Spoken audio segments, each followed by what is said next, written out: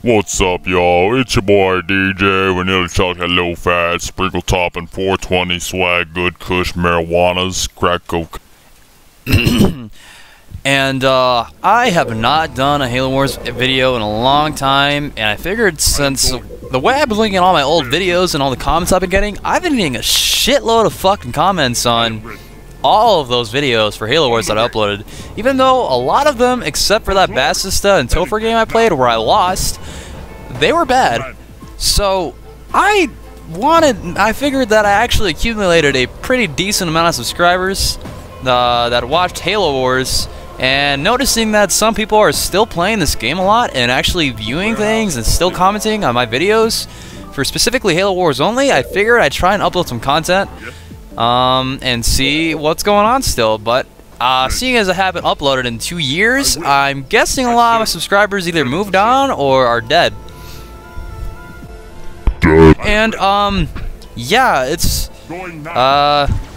this is a really quick game, but the first game right here, it's 2 games that you're going to be seeing. The second game was a little bit more entertaining since the actual player is pretty good. This guy, I don't know what his rank was. I think he's a major, but he had the basic strategy of just getting a brute and rushing me throughout this game, but I think his main goal was just to try and counter me, or to try and blow up my base as soon as possible, but he never really, I don't know, when you're being a brute, you want to try and take out some warehouses at least, you know, at least slow him down, and if you think you can take out the base, then go ahead. But he let me get up my haul pretty soon, and that was his mistake, because that's how I built up a lot of jackals and won this game.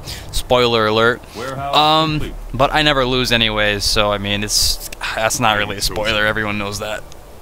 And yeah, it's been 2 years, like I said. I wanted to make a commentary on our Halo Wars video because it's my favorite game. Not completely favorite game, but I find myself never really bored of it, and if I do get bored of it, probably because I've been playing it for weeks, and I just come back to it after like a 2-day break of playing some other game, and I come back to it. So yeah, it's just one of those games that's one of its kind. I've played other games like StarCraft before, and those never really entertain me that much. But Halo Wars seems just, I don't know, maybe because I'm already generally a fan of the Halo franchise in itself, I found a lot of fun playing this game because it just seems so simple, and yet it was a little bit complex in what you could do strategy-wise, because it is a strategy game as well.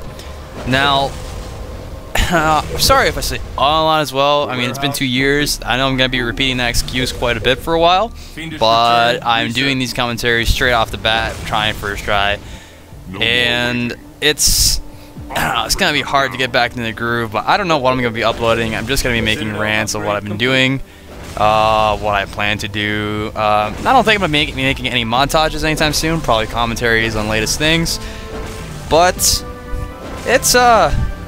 it's good to be able to be making videos again like this. I got an Elgato a while back, and I think like maybe 2 weeks ago. I haven't really been recording anything except helping out recording 1v1s on my other website that I help manage, and that's only for Call of Duty based games for competitive wise. It's like game battles, and I was live streaming on there, but I don't know, maybe in the future I'd like to get a following on this Grape channel and see what I can do with that, because I've noticed some people have taken notice to who I am on here, but I haven't really seen that much activity on most videos at the same time I have. It's just strange, so I'm just gonna upload content and see where I can really stand in this community and see if I can grow a little bit more. But I figured if I have all this equipment, I might as well use it. I've got a PS4, a PS3, an Xbox One, and an Xbox 360. Like, what's the point of having all these consoles and an Elgato if I'm not going to record? I also have like 30 games for the PS4s, so I might start recording on the PS4 as well. But yeah, I might just be a basic commentator over some videos and see where I can take that. It's a lot of, I don't know, it's fun sometimes, but that depends if you have a topic to talk about, unlike right now where I'm kind of just ranting about different things. But I think my main goal here was just to upload a Halo Wars gameplay anyways. And like I was saying a little bit ago, this Halo Wars community is still kind of growing. I know it's, for some reason, it's always stuck at 975, but it feels like there's a little bit more than that online. 2v2s are kind of dead. 1v1s, they're pretty frequent, and then 3v3s have quite a lot of people during the daytime.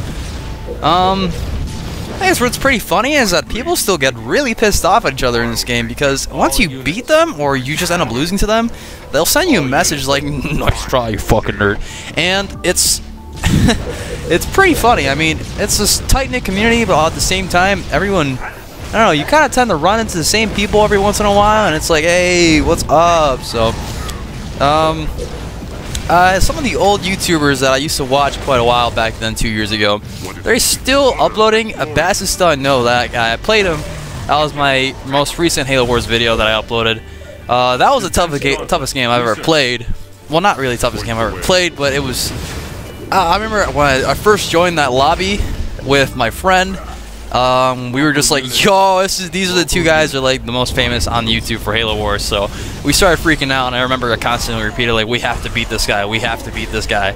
And I was recording, so I mean, if we beat that guy, it would have been hilarious. On my part, it would have been awesome. But I know that Topher guy still uploads videos, so I'll link his video in the description. That's for just Halo Wars content, but if you're still subscribed and you're watching this video for some reason, I really recommend not heeding to what I was doing in my recent videos. I stated this in my other one for Bassista vs. Topher, and I remember making a scarab in some of those videos. That's like the dumbest idea you can do. I mean, the scarab's good on some maps, but it's so easy to counter. You can have power turret tanks take it out easily. It only takes a few with, like, I don't know, it's just easy to take out. Air units can take it out very easily. Banshees that aren't upgraded all the way.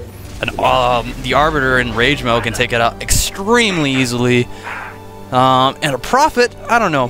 Maybe. Depends if you have other units distracted. But in general, as long as you have a lot of firepower, even though it doesn't do that much damage, you can take out a Scarab pretty easily. Not saying that means you need to have like 40 Marines, but you know what I mean. It's this first game was really quick.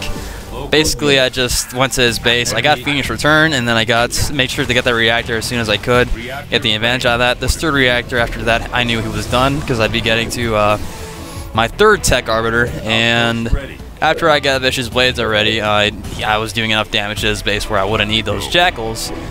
He didn't really use his chopper effectively, and I think he should have focused on just slowing me down instead of actually trying to get rid of my base. That's where he messed up. Got that third tech right there, and he's done with. But the Jackals, he messed up big time by letting me get that haul up. So if he would have stopped me as soon as he went to my base and slowed that haul down, I think he would have actually had a chance beating me. The second game, it's, I guess, the general. I know this game's been out for a while, but the way I see it, most people that are generals right now tend to have enough experience. Doesn't mean they're necessarily really good, but it means that they've played enough to where they've dealt with a lot of different situations. Now, 1v1 wise, it's generally overall 1v2, 1v1, 2v2, 3v3 rise on this game. When you see Anders, a lot of people get the impression that you're gonna get Warhog rushed, but that's not really the case. It's that kind of adjustability that we have to when we see that leader in the game, that we're gonna think that they're gonna go Warhogs. Generally, if you're good, most good people in this game, they know that UNSC, the best unit really is power turret tanks of Spartans, because that's what you should really go for. They carry the game, they deal the most damage, they're very strong. I don't know, I mean, Spartan tanks absolutely dominates the game if you get them very quickly, especially if they're power turrets. Now, with Anders, some people generally assume that they're going to get a bunch of Warhogs out and go Gauss, because maybe they're just so used to seeing that happen so often because of that second ability to where that leader can upgrade to Gauss Warhogs pretty quickly and half the price and time, research time. Reason why I like using Arbiter in 1v1s, 2v2s, and 3v3s. 3v3s, not so much. He's useful in bigger battles, but once deeper into the game, he can either be a great asset or not very useful, depending on if your teammates are doing well or not, because you can get canistered as easily as a Brute Chieftain can. But an Arbiter is better than any other leader at taking out Warhogs because of his rage ability. I don't know, I ended up losing my ghost here.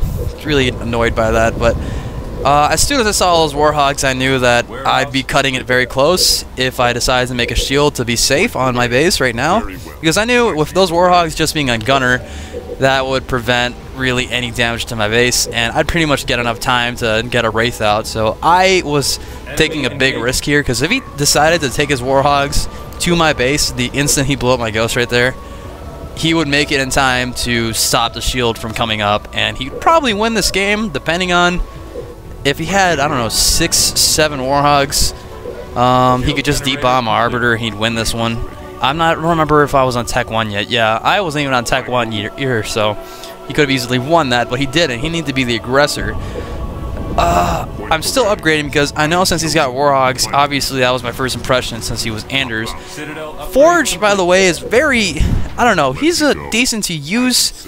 I'm not a very big fan of him. I know that he dishes out supplies quicker with the heavy supply pads being made first, but it's not really someone that benefits you deeper into the game, maybe 5-6 minutes in. You'll have a better economy, yes, but the carbon bomb isn't extremely useful. It is, yeah, but it's still, a mag blast deals more damage. Cryo bombs are more useful because you can take out air units very easily with that, and also out tank someone. Let's say if you have 3 tanks and the other person has 5 tanks, you could cryo them, and then you pretty much have the win right there in that small battle. Reason I'm making Wraiths is because they're an amazing counter against Warhogs, and they also deal more significant damage than if I were to make Hunters. They're also a lot quicker. So, in 1v1s especially, Wraiths are amazing to counter against UNSC, because if you're a UNSC leader in a 1v1, Warhogs are kind of the way to go. Otherwise, I don't see how much quick, I don't know, you can't really progress quickly, take hooks. This 1v1 map is really not that useful because the hook in the middle is kind of unnecessary. It's something that people wouldn't really go for unless they felt like it maybe a few more minutes into the game, late game, 10 minutes or so. But if you're actually really good, you'd be attempting an attack as soon as possible. The reason I'm sending in my Arbiter right now with Fiendish is because I wanted to slow them down and also see if I can rage on some of the Warhogs early on before he comes to my base. I feel like he would end up making a trip to my base pretty soon, but I know that he saw I had a shield up, so he was considering upgrading, which he did. He upgraded his Warhogs to Grenadier. So there's his Warhog scouting me, but I'm coming back to his base and seeing if I can take out a supply pad or 2. And my main goal is just to get rid of 1 supply pad or something and get him to debomb me so I can, while I'm raging some of his Warhogs down. Because if he can debomb me right here, I'll be able to come back quickly with my Wraiths just in time to finish off his base or do something to where his army won't be capable enough to counter me. I noticed he's got points, but I didn't understand how. I thought he took the base on his right. I ended up checking it later with my Wraiths, and he didn't take it, so I was really confused. He ended up taking a base very far off into the distance to the left of my base. You'll see he ends up coming in, and he's got Grenadiers, I think, so I was really confused why this base is just so poorly upgraded. I know he's upgrading his Warhog still, but that's not really doing much. I managed to get away in time. Probably the dumbest shit happens here in a little bit with my Arbiter once I try and send him in. I panicked a little bit because if he were to send in his units right now, my Wraiths would still counter him pretty easily. I'd be in rage and destroy all of his shit still too, because he used a D-bomb right there. He used a little too early. That's one thing you gotta be careful with, is that if you're in a 1v1, the D-bomb is kind of your savior when it comes to playing an Arbiter, because you gotta place it smart. You can't just use it right away. Deal some damage at least before you use it off the bat, because the Arbiter is gonna be able to walk away just like I did right there and teleport in time. And that was one of his mistakes. He did it too early. But I've got 4 Wraiths coming up with heavy shields on, which is going to help a lot against the Gunners. He's going to get Goss eventually, but that's not going to be a problem for my Arbiter, even though I'm still in Tech 1. And he already uses D-bombs, so he can't really do much against the Arbiter either, since he's moving too fast. You'll see me sending up my Arbiter through the middle, and notice where I clicked it where the Wraiths are, and then there's those snipers in the middle of the map.